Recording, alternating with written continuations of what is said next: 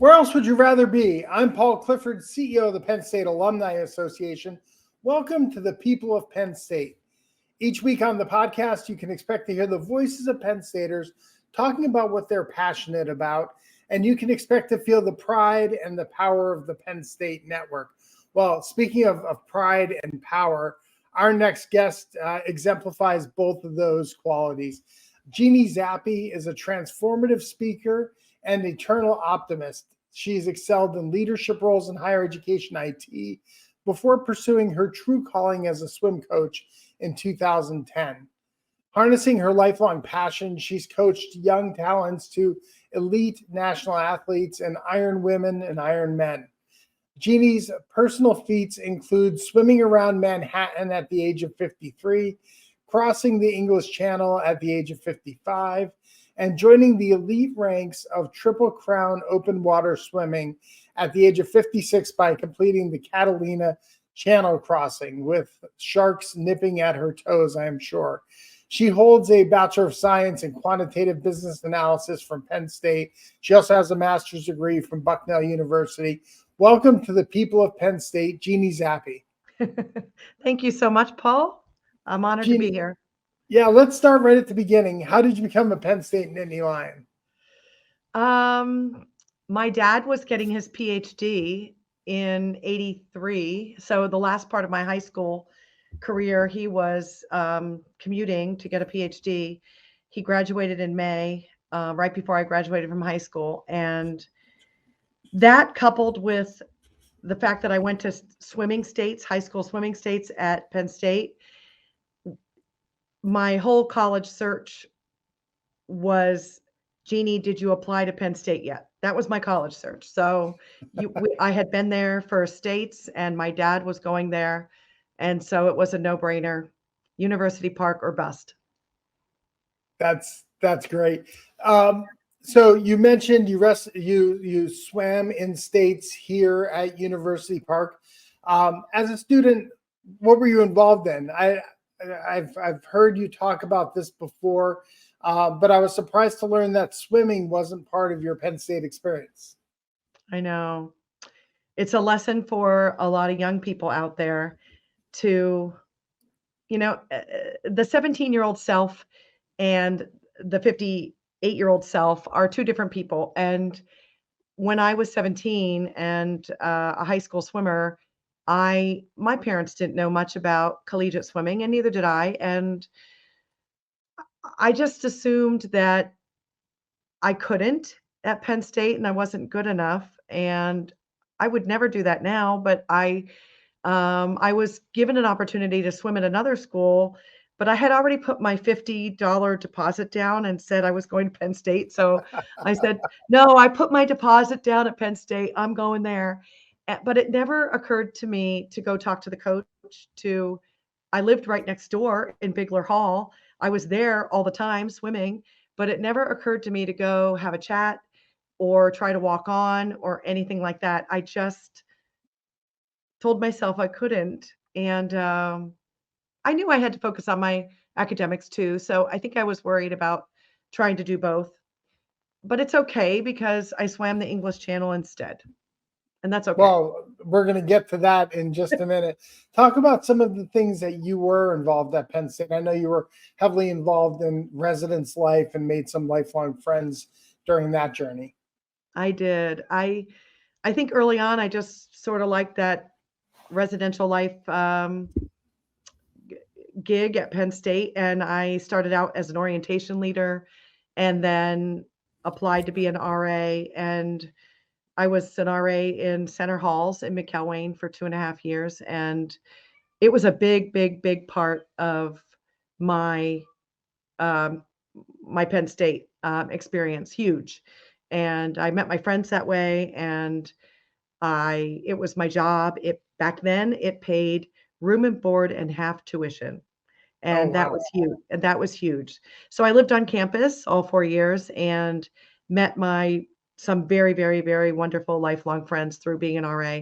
What else did I do? I was in a society for QBA. I think it was Phi Beta Delta, I think. I danced a dance marathon. I was a security night receptionist. So I stayed up all night from 8 p.m. to 8 a.m. checking people into the dorms. And I did intramurals. So I did a lot of intramural swimming, intramural flag football. Well, it sounds like a holistic experience. You got to experience a lot of different things, right? Which had you gone the swimming path, right, you might not have been able to experience as much as you were able to at Penn State. I can't imagine that I would have been able to be an RA and swim. And Right. RA it was like the hardest thing that I had to do. And I had a number of situations that were very, very difficult, and it was a huge leadership opportunity for me and a huge growth opportunity for me. So it was very transformative, I think. And I had something really good to write to put on my resume when I was done, that I had this really tough experience.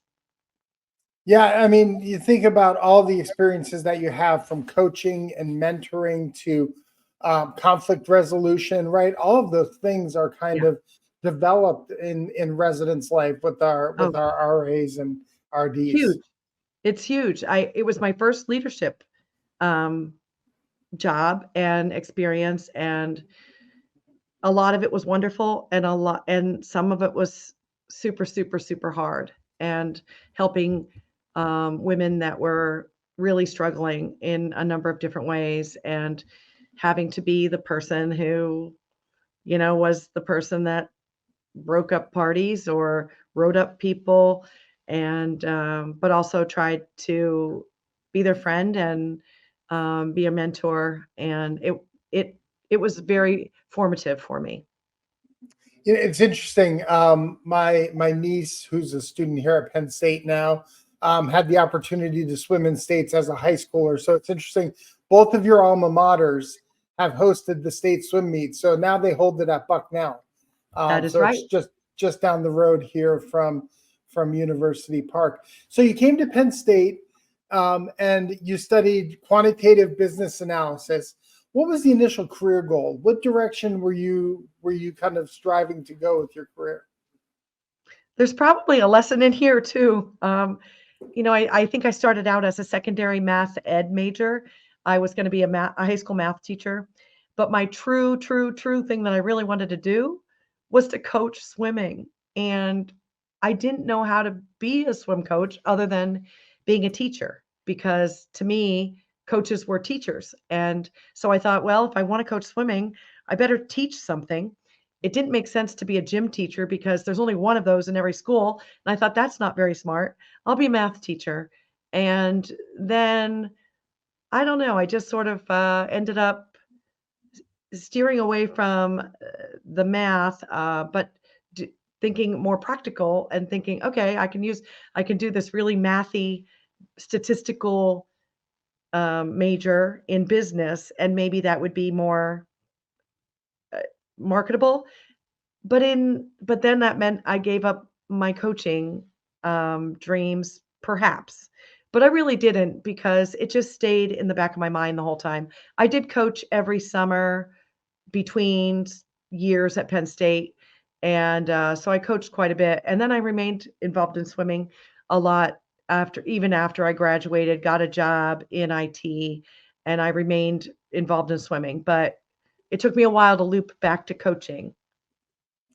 This is the People of Penn State. I'm Paul Clifford. I'm joined today by Jeannie Zappe. She is a speaker, a coach, and has company Eternal Optimist LLC. So let's kind of dive in, if you will excuse the pun, and talk about your prolific career as a swimmer. Right, you are one of um, one of very few people who have accomplished what you've been able to accomplish in the swimming world. First, let's talk about swimming the English Channel, right? Mhm. Uh, when did you first get the idea to swim the English Channel? I I didn't even think about this kind of stuff until 2010. I had stepped away from my I had kind of finished a 20-year career at Bucknell in IT, and there was really nothing more I wanted to do in that career anymore. So it was time to reinvent myself, and I got certified to teach efficient freestyle in 2010, which led me to a 1 mile lap around a lake. And from there, I think the dreams were hatched. I wondered how far I could go. 1 mile was easy. I was not a freestyler in high school. I was a breaststroker and a butterflyer. Freestyle kind of perplexed me, but all of a sudden, freestyle became this thing that I thought there might not be limits to how far I can go, and with my new freestyle. And one thing led to another, and I kept signing up for 1 mile, 2 mile, 3 mile, 6 mile swim. That's a 10K. And then I was invited to be on an English Channel relay in 2017. And so I went and swam a relay with 5 other people. And it was on that boat, on that swimming from England to France, that I wondered if I could do it myself. I didn't know that I could, but I wondered if I could. And that is when I hatched the idea, I think. And then in 2019, I swam around Manhattan, and that was my first really, really, really big swim. Okay, so my question around the swim around Manhattan is, how can you get in that water? Like that's I don't know, I the know. rivers on both sides of Manhattan aren't known for their water quality. So um, No. so for that to be your first, and then for you to say, for that to have like triggered a Why? thought. Yeah, Yeah. exactly. Why? Exactly. Um, I did a number of Hudson swims in a series called the Eight Bridges swims, and there are all these swims that go from bridge to bridge in the Hudson, and so I had done a number of those, and I liked the Hudson. Now, of course, there's the East River and the Harlem that you have to start out in, and then you dump into the Hudson. I just think that 20 Bridges, which is the swim around Manhattan, just seemed iconic to me and a good starting place. I don't know if I was thinking English Channel and Triple Crown at that point, but the water didn't scare me. I had been in the Hudson before, and I don't know. I don't think about what I'm swimming in. I just do it, and so it didn't bother me. So I think about, and maybe I'm thinking about this the wrong way because you're certainly the expert, but I think about like the swim across the English Channel as being akin to climbing Mount Everest, right? It's kind of the coup de grace, if you will, of swimming. Yeah, So how did you?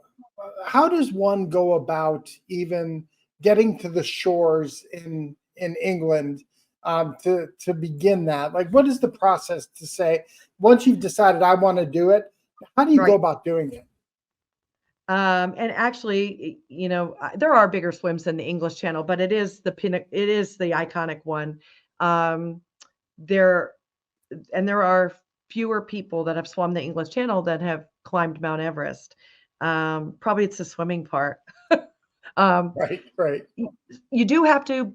Luckily, I'm in this community of, or I joined this community of marathon swimmers and open water swimmers, and it's a very welcoming community of people that you see at events, and we're all friends on Facebook. And so I knew a number of people who had done the channel, and that's huge to be able to call up a friend and say, tell me what you know, tell me what you would do differently, how did you train, all that stuff. So I believe I it was uh, a year after Manhattan, I think. I can't remember, after the relay. Once in July of 18, I think after I had done the relay, I was sitting in my living room, and my husband and my son were sitting there. And I said, guess what I just did? I just sent an email to an English Channel pilot. So you send an email to a pilot or several pilots asking for a date at least 3 years in advance. And then I took the date for September of 21, 3 years down the line, and you book it. And then after that, I swam Manhattan. I was supposed to swim Catalina Channel in 2020, but it was canceled due to COVID. And then 21 was my swim. So I was trying to do 19, 20, 21 and knock them all off and use them as stepping stones toward one another. So, but it turned out that I did the English Channel before Catalina in 22, and my Catalina swim ended up being longer than my channel swim and harder. So I'm glad I had the channel under my belt before Catalina. So just so I understand, did you start out like after you swam Manhattan, right? Was the Triple Crown something that was on your mind, or was it only after you swam the channel that you said, "Oh, there's one more swim, why not?" Well, I had done relays. I forgot to tell you that in all three of those before, and that before I started doing any of them. And that I think my first one was in like 2014. I went around Manhattan in a relay, which they don't even do anymore. But that was my first experience of going around Manhattan and going, oh, can I do this? And then I think it was 5 years later, I did Manhattan myself. Um, so I know I wanted to do the English Channel. I had done the Catalina relay, and it was such a tough swim, a tough night out there. I got stung by jellyfish on the relay and all that stuff, and I said I would never do Catalina again. Well, once I did Manhattan and I had my English Channel booked for 21, I thought, well, I better do the third one. I'm not going to be happy if I don't do the third one. So, I think right after my English Channel relay is when I started cooking the idea that I could maybe possibly figure out how to do the channel myself. And then once you get Well, two of them done, you might as well do the third. and that speaks to your mindset, right? As probably the biggest difference between the 17-year-old you and now 58-year-old you is the mindset of I can, right? And It's huge. yeah, and I think that's become a big part of the work that you continue to do. Before we get to that, as I was preparing for this interview, not knowing, I live with the swimmer. My wife was a collegiate swimmer when we were undergrads at Bloomsburg, but neither of us really had Really? had any concept around what this kind of distance swimming entailed. And so we watched the movie Naiad. Yeah. How realistic is that, and is that kind of in any way give a representation of the experience that you had? It does. And by the way, the other school that I mentioned that I was going to thinking about swimming for when I didn't was Bloomsburg, Oh, um, it's great. because that's my home. That's my hometown too. And that was the place where I could have swum. Naiad, yes, I did watch it. It's pretty darn close to what it looks like out there. She had assistants, so she had a face mask and Right. a body skin, and that's considered an assisted swim. And anybody helping you in the water or anything like that. So, but that is what it looks like. There's a boat, and on Manhattan and Catalina, I had a kayaker right next to me and a boat. In the English Channel, I did not have a kayaker because it's too rough, Right. and you just have your boat. And I have crew that I take. So the Jodie Foster character is the crew chief, and that's my friend Deb. And on my English Channel swim, I had my Penn State roommate Susan Bianchi on my boat, and another friend Kathy Wingert on my boat. And so I take crew with me. But yeah, it looks like the Naiad swim. Yep. So you continue to swim now at age 58. Are you Mhm. preparing for are you preparing for another one? I know they have the Triple Crown, right? Is the swim from Cuba to Florida, is that the Grand Slam? Like, are you thinking about adding that one? No, probably not. Probably not that one, but that one's a little big and a little hard, and that's a big one. Right. I I took a year. I finished Catalina in 22, September of 22. 23 was kind of like because I was training for all those years. I made up my own training plan, and I was very driven to get those 3 done in 21 and 22. So 23 was kind of a rest year. This year I got into the Boston Light Swim, which is the oldest open water swim in America. It started in 1907, and it's just an 8-mile swim from the Boston Lighthouse to the mainland in cold water.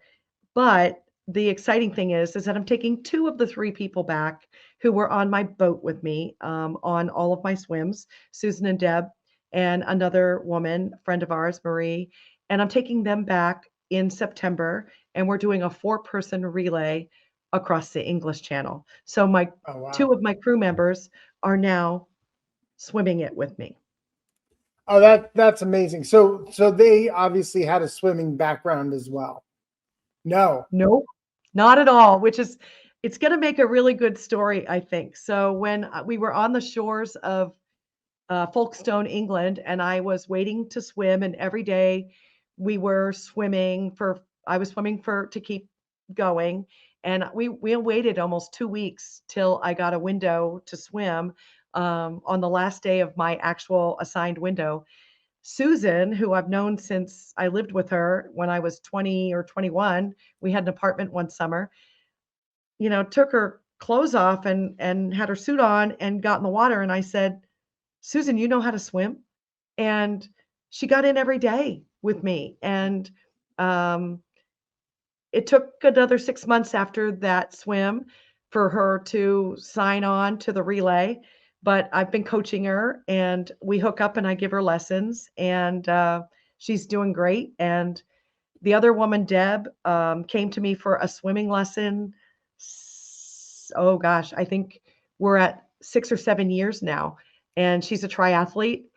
And so we were just talking about I'm going to make a video of her very first lesson with me, and then her swimming the English Channel. So it's they have become marathon swimmers, and That's amazing. So talk a little bit about technique, right?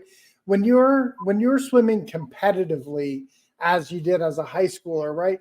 That looks a lot different when you're swimming for endurance and distance and in these marathon type you type challenges, if you will. Talk a little bit about the difference in technique. yeah.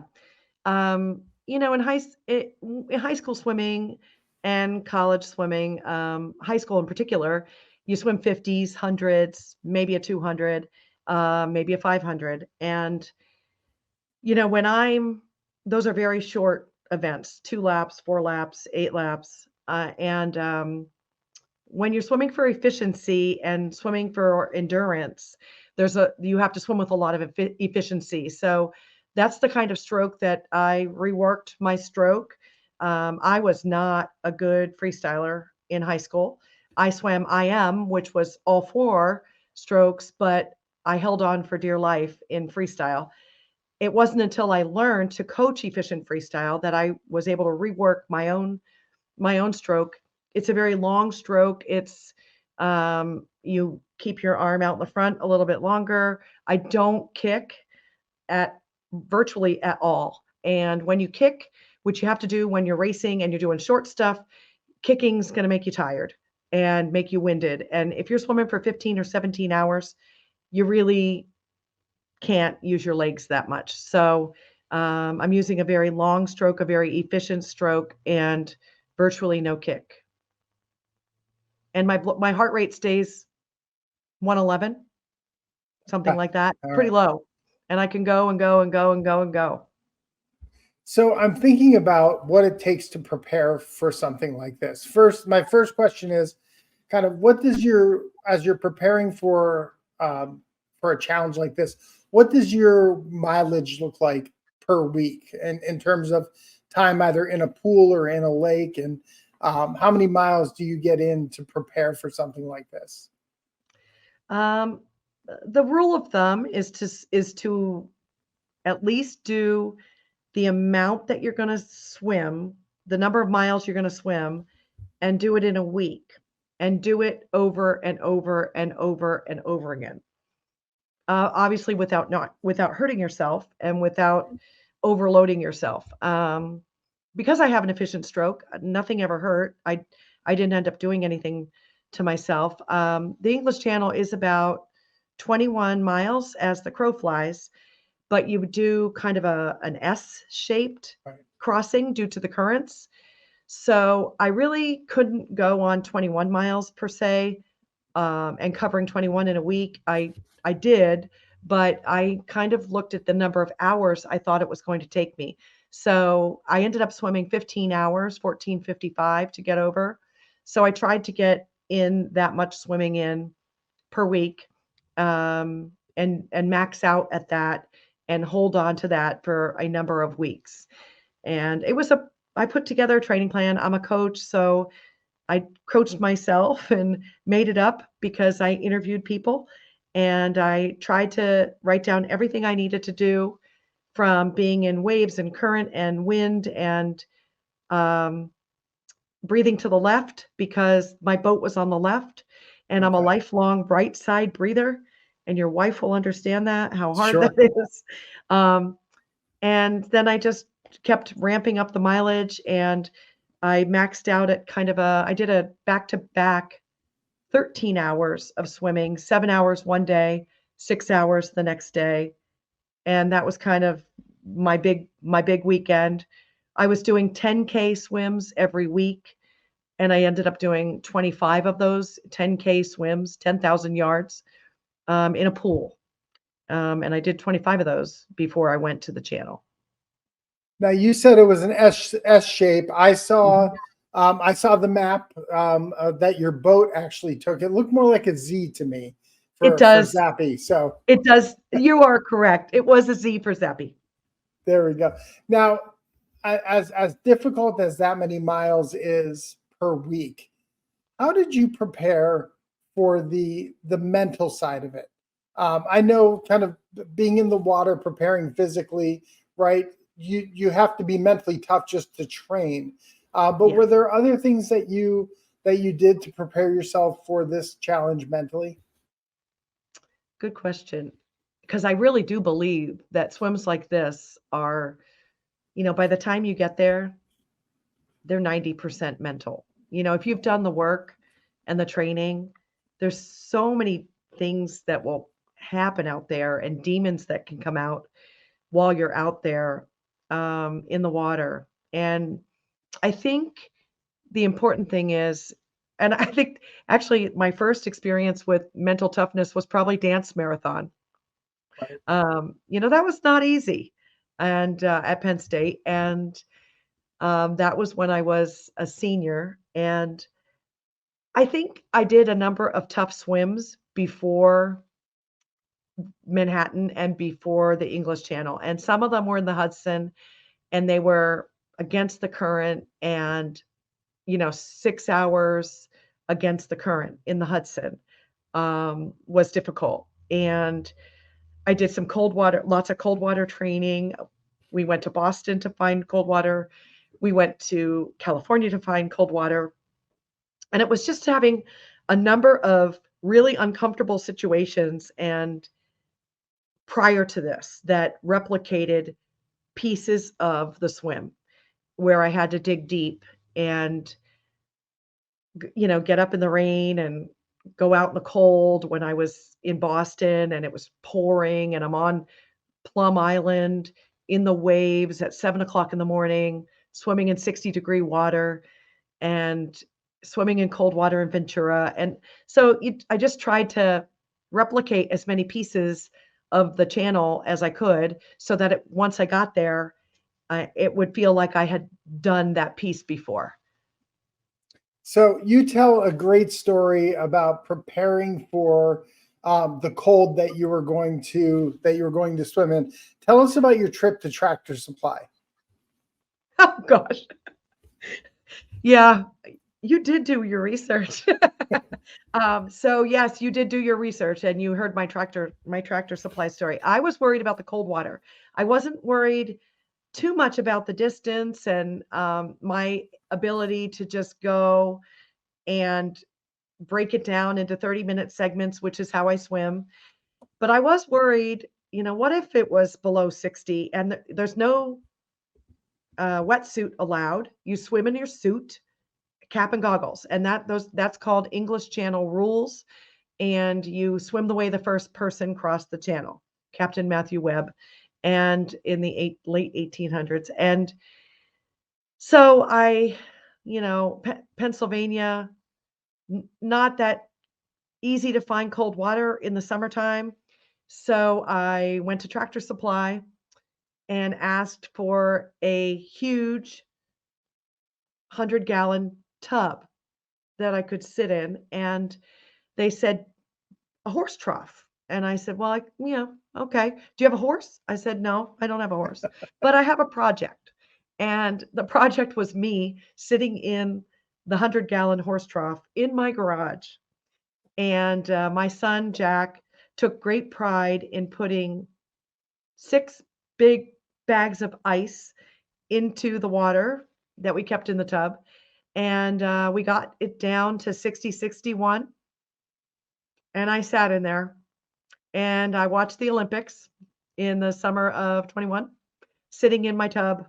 And my thinking was that if I could sit in that tub at 60 to 61 degrees for an hour, um, maybe I could swim in it for 15 hours if I was Right. moving. And it worked. I wasn't the least bit cold in the channel. That's amazing. That's a great story. And as somebody who has raised teenagers, I know the joy that my teenagers would have taken by pouring that ice on top of me. So it's fantastic. Now, Jeannie, all this has led to a second, a third career, if you want to count swimming as a career. Talk about the work that you're doing with your company, Eternal Optimist. I have been a coach since I reinvented myself in, sorry about that, I have an itch. Um, 2009, I think I stopped working at Bucknell, and then in 2010, started 2009, 2010, started coaching for a Y team. And so I've been a coach since then. I've had a number of real coaching jobs at Wise and at a college. And I started private technique lessons back in 2010. And I do a lot of those for competitive swimmers in the area that are anywhere from, age 7 to college. And I coach a master's team as well. And then after the English Channel swim, well, the name of our team was, for my channel solo, was the Eternal Optimists. So at the time, we were waiting for England to open. We thought we would have to quarantine, and it was getting pretty dicey about how we were going to get to England in August for my swim in August of 21. And my college roommate Susan said, "We're just going to have to be eternal optimists that this is all going to work out." And I said, "Susan, that's our team name." And that became our mantra and our team name. And I have a Facebook public group called Eternal Optimists, and my whole swim is up there. That's how we were letting people know how it was going, what I was doing, where I was on the channel. And then when I got back, I decided I wanted to rename my company Eternal Optimist, and I started doing some motivational speaking and continue to do that for different organizations and telling the story across the channel. And so my business is Eternal Optimist. I think most of what I do in private lessons and coaching with people is that I am optimistic with them. I try to get them to be optimistic, and I really teach confidence through swimming, because I really do believe that it was my confidence and my optimistic outlook that got me to England. I was not taking no for an answer. I was going to get there. And so um, I coach, I speak, and I'm about to open up an apparel store with my Eternal Optimist logo on it. Oh, that's People can great. You got to get the Eternal Optimist merch. merch, yes, and spread the word and Absolutely. spread the optimism. It can be a tough world right now for us to live in and for us to remain optimistic, but and optimistic, optimism doesn't mean you're not a realist too. It just means that, you know, whatever you think you can or whether you think you can't, you're correct. Right. So why not think you can? Absolutely. There are a couple themes that I know have been part of your motivational speeches that you've given. And I think we've all experienced a couple of them here, right? The first one that I picked up on was if you have something big to do, break it up into little pieces, right? The 30 minutes, your English Channel swim was what, 30-minute pieces that Yep. you broke it up into. And that's Um, exactly how I did it. the second one is something I'd like you to talk a little bit more about, and that's kind of the concept of starting with yes, right? It's Yeah. the I can, thinking about reasons how you can do something versus why you can't do something.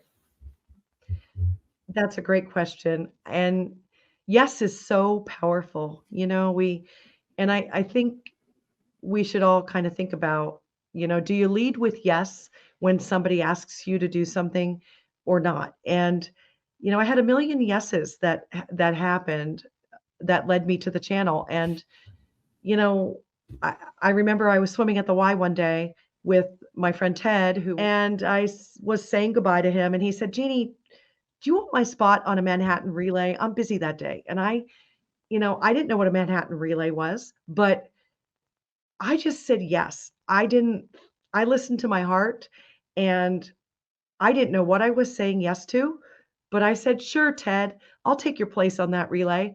And I thought it's never going to happen. But then, I get an email that night, Jeannie, welcome to our relay.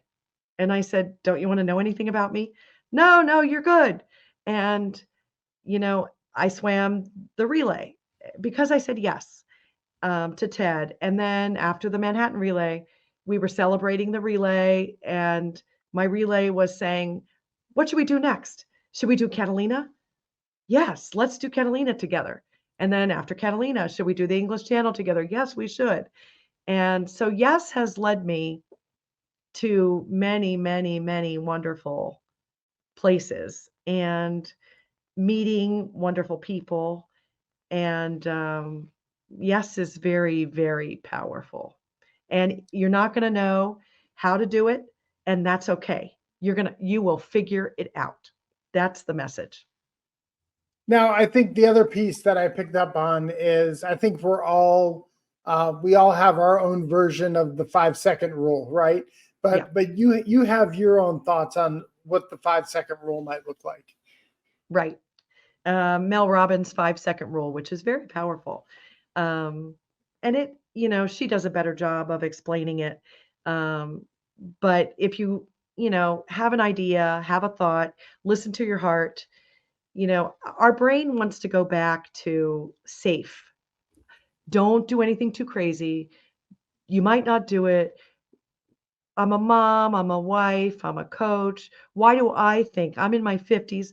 Why do I think I can swim the English Channel? Well, I think when your heart whispers something to you, you have about 5 seconds to act on it and to do something. Write it down, pick up the phone, send yourself a text, send somebody a text, send the email. Like the night that I sent the email to the English Channel pilot, I typed it up and 5, 4, 3, 2, 1, press the button. I do a lot of hard things by counting down 5, 4, 3, 2, 1, like Mel Robbins and talks about. If I'm going into cold water, if I'm jumping in off of a boat, the more you stand there and dip your toe in the water and think about all the reasons why you shouldn't, you're going to talk yourself out of it. So 5, 4, 3, 2, 1, jump off the boat. 5, 4, 3, 2, 1, get out of the car and go get in the Y and do what you're supposed to do. 5, 4, 3, 2, 1. It's a horrible day. I don't want to go outside and swim in that ocean. And when I was jumping off the boat to go to England, I did not at all say to myself, I wonder if I'm going to make it to England. How am I going to how am I going to make it to France? Now I'm swimming the English Channel. I did not. 5, 4, 3, 2, 1, jump in, break it down, get it done. This is the People of Penn State. I'm Paul Clifford. I'm joined today by Jeannie Zappe. She overcame the English Channel. She's also a speaker and coach with Eternal Optimist LLC. So, Jeannie, at the end of each podcast, we like to have a little bit of fun with what we call our lightning round. So, a couple quick hitter questions. You just say the first thing that comes to mind. Okay. All right. Your favorite class at Penn State? Oh, easy one. Sign language. Oh, that I think that's a first. I loved it. People of Penn State. You can have dinner with anybody. Who would it be and why? No big shocker here. Gertrude Ederle was the first woman to swim the English Channel in 1926, almost 50 years after the first man did, and she broke the men's record. And I would love to talk to Gertrude Ederle. How about your most unusual we are moment? You've had a lot of travels through your career and through swimming. Where was someplace where somebody recognized you as a Penn Stater, or you saw another Penn Stater and shared a we are moment? Ironically, I was on the shores of Dover, England, taking a Hello England swim when we got there for my race, for my English Channel crossing, and started talking to a relay on the beach. And the woman I was talking to was a Penn Stater, and she was about my age, and we were at Penn State at the same time. Yeah. That's amazing. That's amazing. How about your favorite Penn State sport? Other than football? Well, a lot of people pick football, but yeah. Well, there's no other place I'd love to be than in Beaver Stadium on a beautiful Saturday afternoon with the blue sky. I am, not so shockingly, a fan of Penn State swimming as well. Absolutely. And your favorite flavor of creamery ice cream? Keeny Beanie. Keeny Beanie. That might be a first too. Really? Breaking new ground here with Jeannie Zappe on the People of Penn State podcast. Jeannie, thank you so much for sharing your story with us and allowing us to share your story with fellow Penn Staters. It certainly helps to swell thy fame of dear old state. Oh, I loved being here with you, Paul, and love sharing my story. Thank you so much. I want to thank our producer, Vincent Longaro, our guest relations coordinator, Abby Clark, for all the work that they do to make each of these episodes happen. And I want to thank you, our listeners. If you like this episode, I hope that you will subscribe to the People of Penn State podcast in your favorite podcast app of choice. And while you're there, go ahead, give us a rating and drop us a review. It helps other Penn Staters find these great stories. If you're a member of the Alumni Association, thank you for your support. And if you're not yet a member, what are you waiting for? Go to our website at alumni.psu.edu, and you too can become a member of the world's largest alumni association. Thanks for all you do for the university, for the glory, and for the future. We are